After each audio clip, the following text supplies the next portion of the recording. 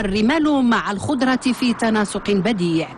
واحة لاد شاكر بالراشدية تمتد ولا تتوقف إلا على أبواب مرزوقة. تعتمد الساكنة في معيشها على ما تجود به الواحة.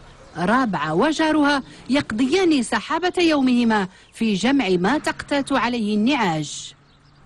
كديرها لواحد البقعة صغيرة اللي تكفيك لديك النعجة ولا جوج اللي عندك في الدار وكتعطيها لها.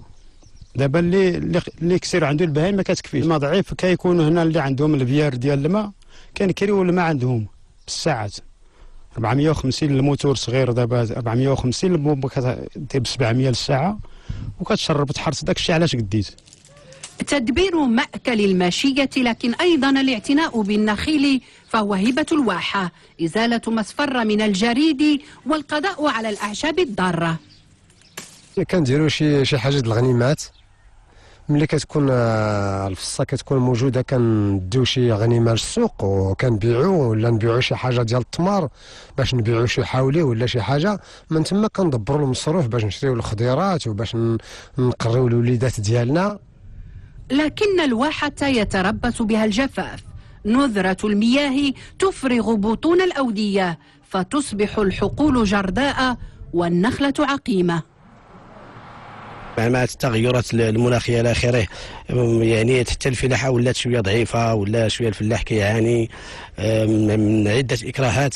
يعني اصبح الناس مثلا تتوجهوا مثلا العمل في الاوراش ديال البناء ولا يعني يمشيو للديور المهجر باش انهم يعني يعاود يكملوا ديك المتطلبات ديال الحياه اليوميه اللي ولات الان صعيبه.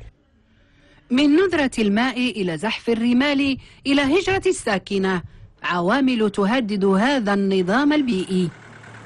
المحافظة على هذا النظام الإيكولوجي خصوصا التنوع البيولوجي، تخفيف من زحف الرمال، وأيضا نعمل يعني من أجل تطوير أيضا البحث العلمي والمساهمة في البحث العلمي اللي هو غيمكن من تطوير المعارف المحلية للاستمرارية ديال هذا النظام الإيكولوجي الفريد.